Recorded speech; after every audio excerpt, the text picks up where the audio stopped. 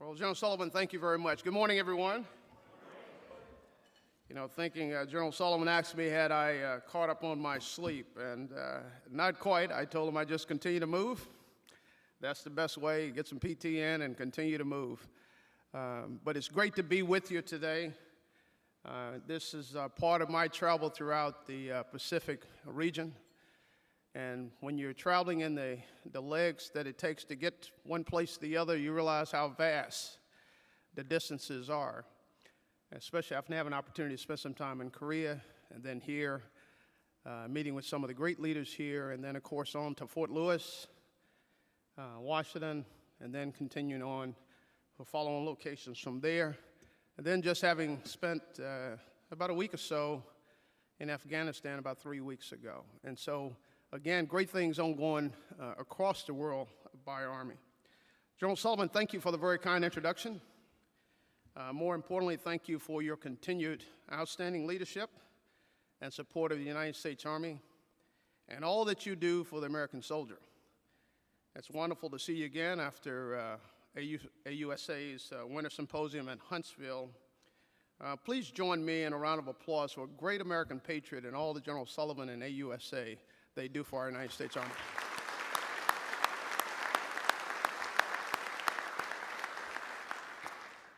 My good friend, General Vince Brooks. Vince, it's great to see you and also to spend time with you and Carol last evening. It's great to be back in this theater and witness firsthand the personal impact that you're making as the commander of U.S. Army Pacific. Over the past few days, I've learned a great deal about the opportunities as well as the challenges facing U.S. Army Pacific, and I remain very confident under your outstanding leadership and through the hard work of the men and women of AUSA LANPAC that this theater security and its economic stability are assured. So thanks for your great leadership and also for your great friendship. To all of our fellow general officers and flag officers who are here this morning, active and retired, to our allies, it's always great to see you and had the pleasure of meeting some of you last evening. To members of the senior executive service, to our command sergeants major, our soldiers, our Department of the Army civilians, Department of Defense civilians, and our industry teammates, thanks you all for being here. The theme for this year's symposium and exposition is Land Forces Assuring Security and Stability in the Indo-Asia Pacific. And I think it's very appropriate because even though U.S. Pacific Command is often viewed as a naval-oriented theater, the United States Army has a robust presence here, including 80,000 active and reserve component soldiers assigned, making USA LANPAC the largest of the military services in the U.S. Pacific Command and one of our largest overseas commands. The U.S. Army is heavily committed in this region. Last year alone, the U.S. Army had more than 140 engagements with 34 of the 36 nations in the region, held more than 100 executive-level engagements with 18 nations, and participated in 28 large-scale exercises with 13 of those nations. The Army's role in building partner national capacity in the region is also very robust. Last year, the Army held 19 subject matter expert exchanges, facilitated 36 U.S. and partner soldier exchange assignments, sent 56 U.S. Army soldiers to 7 partner nation Army schools, and accepted 192 Asia-Pacific nation soldiers into U.S. Army schools. These efforts certainly increase critical partner nation capabilities, which helps us keep the theater stable and secure. They also build understanding and trust among our armies because these relationships are so critical to help prevent conflicts before they ever begin. These efforts are essential because the U.S. PACOM theater is inherently complex, vast, multicultural, with a demanding mission. It is home to 3 of the largest economies in the world, the 4 most populous countries, 6 of the world's 10 largest armies, 5 of 7 U.S. mutual defense agreements, and 21 of 27 defense chiefs in the region are Army officers, which I think is one of the primary reasons that our Army and the Department of Defense supported having a 4-star general, Army general, commanding U.S. Army Pacific. So as our nation's security strategy rebalances towards the Asia-Pacific region, it's good to know that the United States Army is here.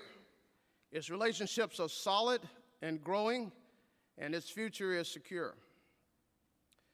For the next few minutes, I want to provide you an Army Materiel Command perspective on what we're doing to support, enable, and sustain the capabilities of U.S. PACOM and U.S. Army Pacific, not just for today's soldier, but for the soldier who will be assigned here in the future.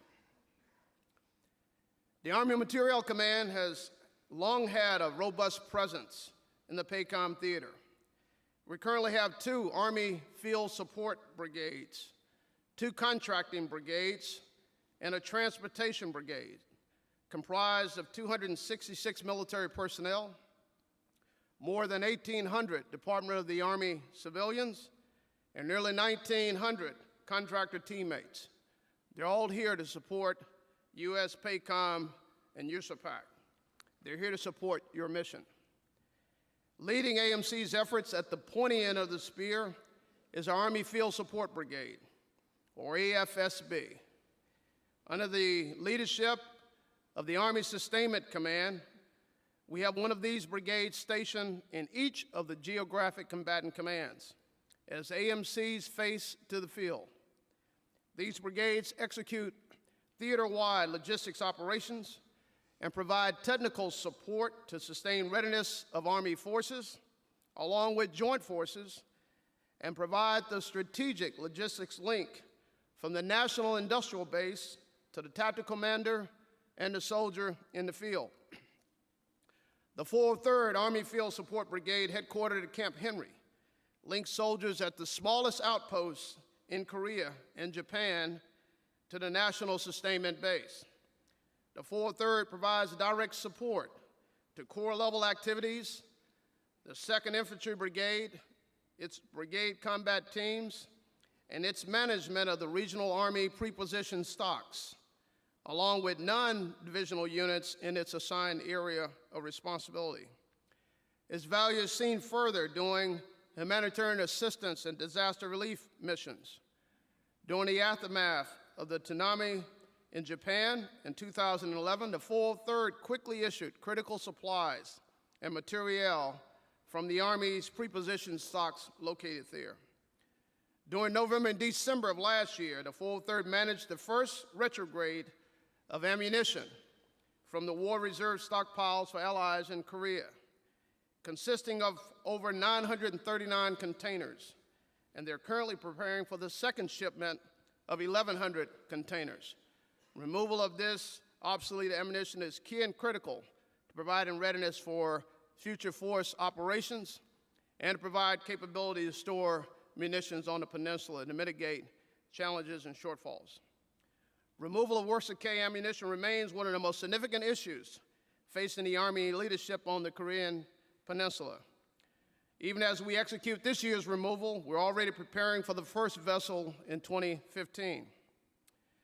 And now that the Army has established U.S. Army Pacific as a 4-star command under General Brooks, in 2015, AMC will restation an Army Field Support Brigade to PACOM here in Hawaii to better align AMC's support to the warfighter and to this vast region. Aside from AFSBs, we have regionally aligned transportation brigades from our Military Surface Deployment and Distribution Command, including the 599th Transportation Brigade at Wheeler Army Airfield here in Hawaii.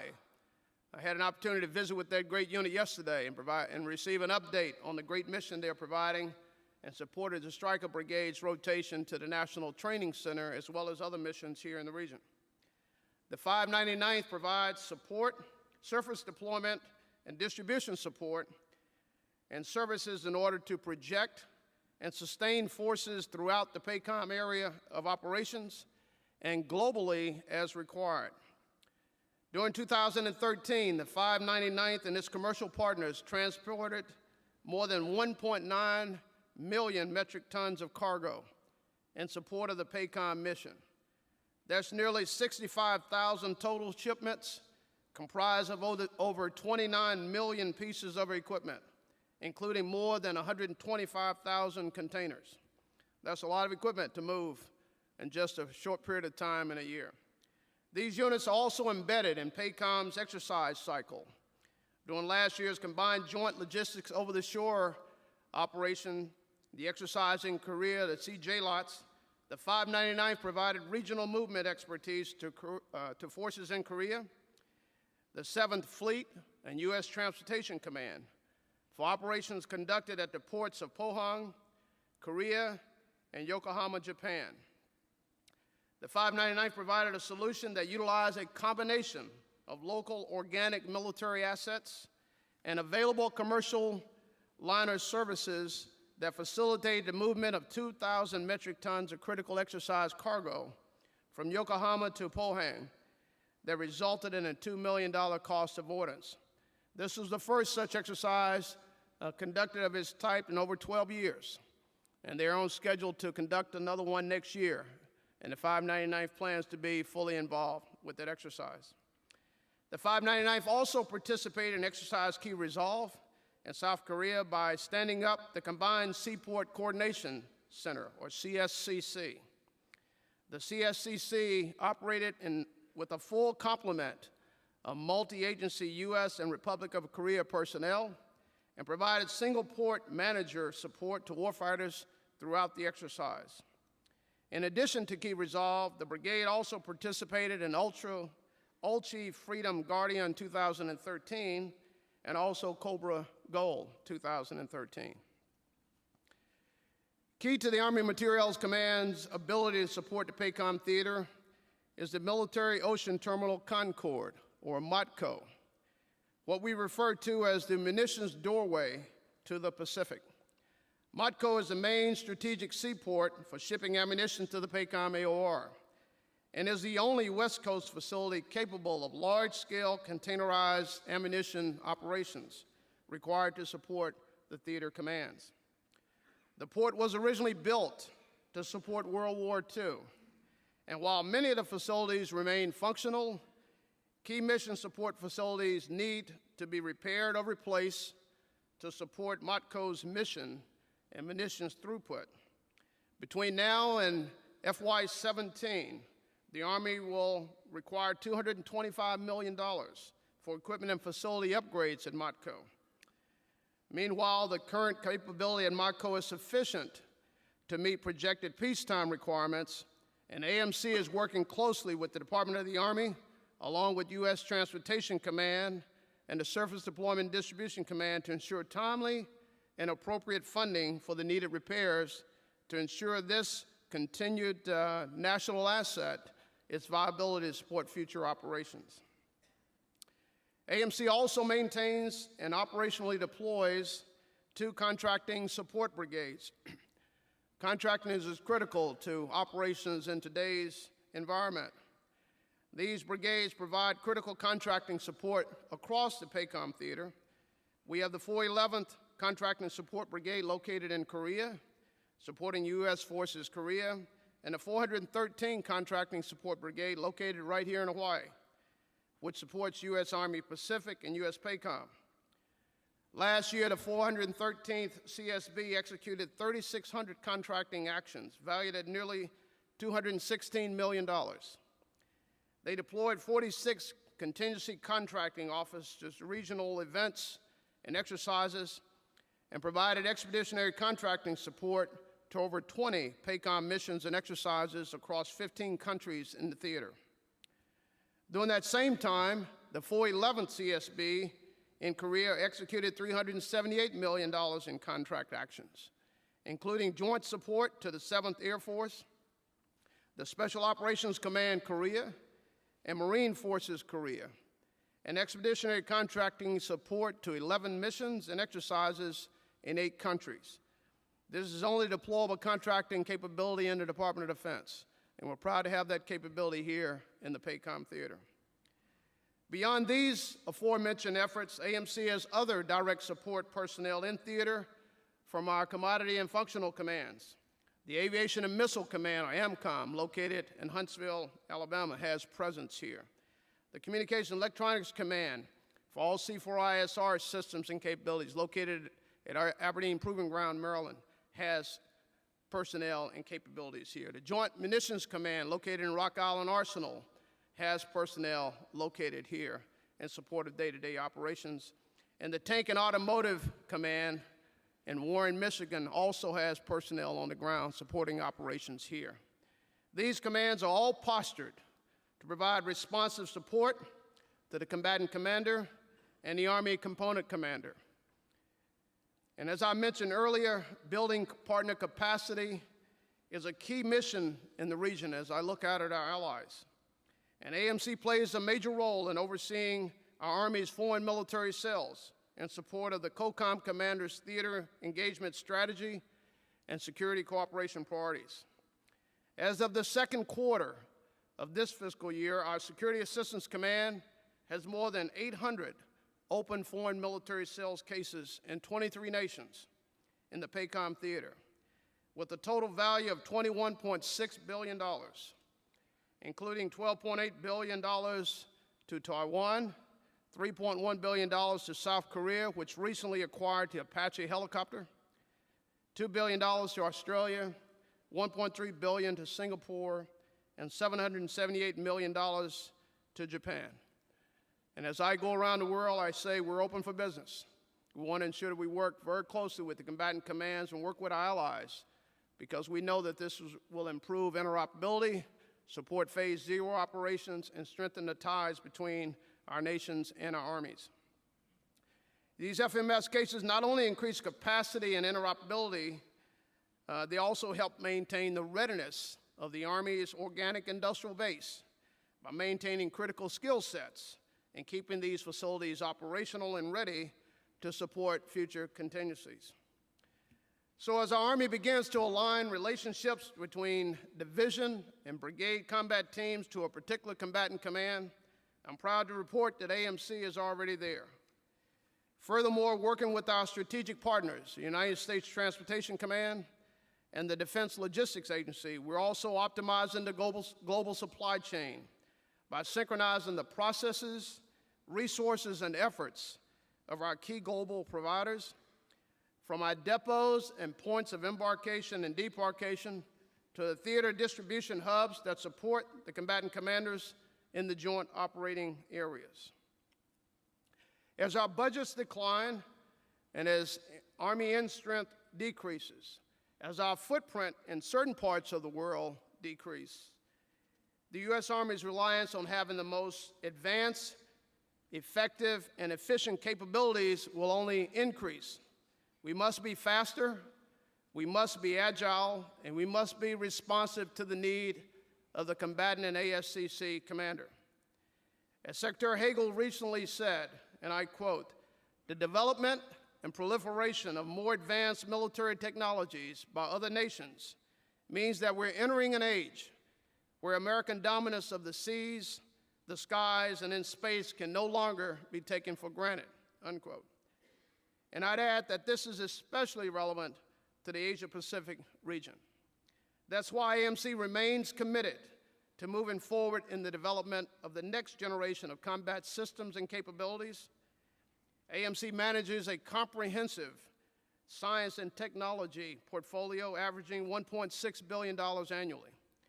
That represents approximately 75% of the Army's annual investment in S&T.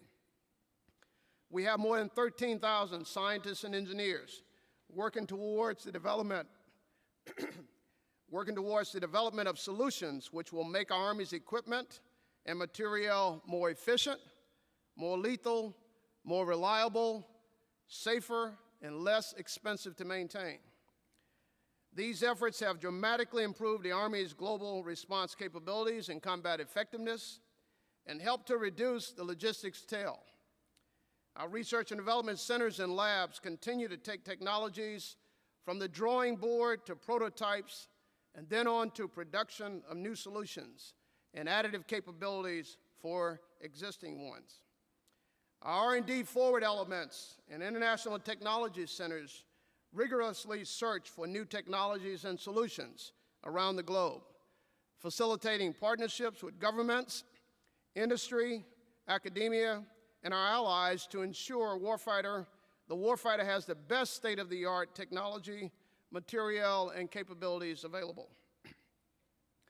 Through the efforts of our Research Development Engineering Command, or RDCOM, some of these technologies we have in the Pacific Theater include the WMD Aerial Collection System of wax to help chemical, biological, radiological, and nuclear defense efforts.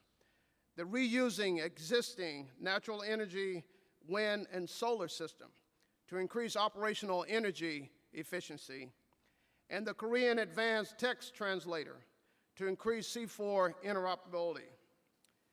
We have an Engineering Science Exchange Program, or ESEP agreement, with Singapore to, among other tasks, conduct research into the development and testing of biodetection devices and the development of biorecon procedures for military operations. We also have an ESEP agreement with Japan to conduct crew protection technology research focused on mitigating blast injuries to vehicle crew members. We have other agreements as well, all aimed at producing breakthrough improvements in soldier survivability, sustainability, mobility, combat effectiveness, and the quality of life in the deployed environment. At AMC, we understand that it takes a team effort, government, industry, and academia working together in conjunction with our allies and partner nations to produce R&D successes. And I believe that this is the most important work we'll do for the United States Army, your Army, over the next decade, and we must get it right. As we look forward, AMC remains in sync with our Secretary of the Army and the Chief of Staff of the Army's efforts to responsibly reshape to a leaner, more lethal, a more expeditionary Army to support Force 2025 and beyond. We're executing our reshaping efforts with a firm eye towards our strategic priority of being a globally responsive and regionally engaged Army. Though we face many challenges ahead, AMC remains firmly committed to our key role in providing readiness required for our Army to continue to be the best trained, the best led, and the best equipped fighting force the world has ever known. Before concluding, last month, the Bureau of Labor Statistics reported that the unemployment rate for post-9/11 veterans increased to 9.2% in February. That's 2.5% higher than the national rate, and that increase erases the gains we saw in the latter half of 2013. That's why I'm so appreciative of the many ways our industry partners support our returning warfighters. We have a special bond, and that includes our workforce. While many sectors may have seemed unfamiliar or out of reach to many soldiers who are returning to civilian life, the defense industry is one that they understand, one that they value, and one where they can continue to remain part of the team that's protecting our nation and supporting our warfighters. I encourage you to keep your doors open, as more veterans will be walking through them in the coming years as our Army downsizes. Their talent, their commitment, their dedication are certainly part of the strength that makes our defense industry the best in the world. Again, I want to thank General Sullivan and the Association of United States Army once again for this opportunity to share a few thoughts with you this morning. And I want to thank all of you for your continued support of our great Army. AMC, sustaining the strength of the nation, Army strong. Thank you.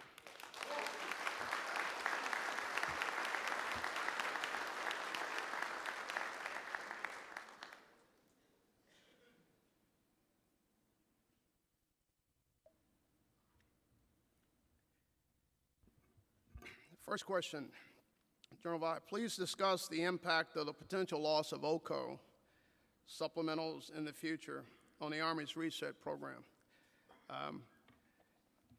As I've gone in my engagements with Capitol Hill, and I think you've seen in the testimony of both the Secretary of the Army and the Chief of Staff of the Army, we've consistently stated for a number of years that we would need 3 years of OCO funding after the end of combat operations in Afghanistan to reset our Army's equipment.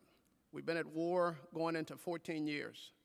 We have some of our best, most of our best equipment in the fighting force right now. And as we retrograde that equipment back, we've got to reset it for future contingencies. That takes a period of time. We're still resetting equipment that came out of Iraq at the end of Operation New Dawn. And so we've been very consistent, the Army has been very consistent that we will require OCO funding to ensure that our depots and our arsenals can reset the equipment that we've utilized in combat to be able to meet future contingencies. The loss of that OCO would be a tremendous impact to the Army. It'll certainly impact on readiness. It'll lead to long lead times in the reset of equipment. We're already experiencing that in our aviation fleet to date. And it'll impact on the local economies in those areas where we have industrial-based facilities because we won't have the funding to support the workload. And so the loss of OCO and supplementals would be a huge impact, a critical impact to the United States Army and I think to the Joint Force as a whole. And so we've been consistent that we need that for future readiness for our Army. General Vi, what is the future footprint of AMC in the Pacific and supported AORs? When are we going to see these changes expected to occur? As I mentioned in my comments, we currently have on the lead end our Army Field Support Brigades. That is the AMC face to the field. That's the entry point to leverage the Materiel enterprise across the Army. And so we have, to date, an AFSB in Korea, as I mentioned, and one at Fort Lewis. But because of the vast region here in the Pacific, we understand that that's insufficient to be able to meet the requirements here. We need to have someone here. I need to have a colonel here working directly with General Brooks and with the, and he wants the colonel right now. In fact, he wanted the colonel yesterday. But working with the PACOM staff to ensure that I understand the priorities of the COCOM commander, of the ASCC commander, the Army Component Commander, and also to understand and have a pulse on the theater. And so we have to have a seat here at the table. And so in 2015, we'll restation an AFSB right here in Hawaii. That will be the lead element for all of the support that we provide in the theater.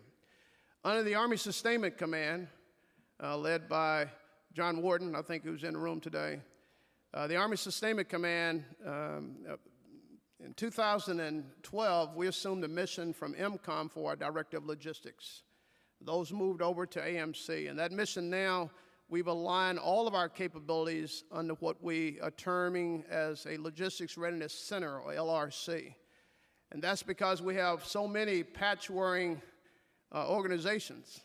We're in the AMC patch here in Hawaii and across the PACOM theater, and so we want to put that, we want to create a single belly button, a single integrated organization that our senior leaders can reach into. And so the LRC concept, working in concert with the AFSB, provides tremendous capabilities here, as I mentioned, from the national base all the way down to the tactical level. We already have Contracting Support Brigade here. We also have a robust research and development presence throughout the PACOM AOR. And again, we have representatives from all of our commodity commands already here. As I mentioned, over 19,000, 1,900 Department of the Army civilians located here, several contractors as well as military making up that footprint. So we have a robust footprint here. We're going to continue to build upon that. We want to just make sure that we've got the right set of skill sets here. We can't have redundancy. We can't afford redundancy. We have to ensure that we're focused on the commander's priorities, and we know those will change over time. And we know that we're still have to reduce. We're on the direction to reduce our force as the Army declines in its end strength. So we want to make sure we have that aligned appropriately to meet the requirements in the theater. Is AMC looking at modernizing the equipment base sets in the Arctic? Okay, it seems this geographical area has been neglected for many years in the face, and with the focus on CENTCOM, AFRICOM, and et cetera. And the answer is yes. I think I was scheduled to travel to Alaska in this trip, and weren't able to make that fit into the schedule this time. I was there, however, last March. In fact, I visited twice last year to understand the requirements, the unique requirements for the Arctic, and ensure that we're meeting what they need there, both in terms of the equipment for the soldiers, as we modernize and upgrade equipment there, and then looking at some of the other platforms that they have there. They've got a Stryker, brigade combat team there, and so understanding some of their needs and some of the unique equipment that's there. Naturally, when we have equipment that's not a program of record, if it's a non-standard system, it's problematic in determining the funding to support that. But I think we're in close link with Alaska Command and understanding what their requirements are from that standpoint. Okay, I think that's all I've got, unless there are any more. Again, thanks, General Sullivan. Thank all of you for the opportunity to speak with you this morning. Thanks for what you do for our great Army. God bless you. Hua.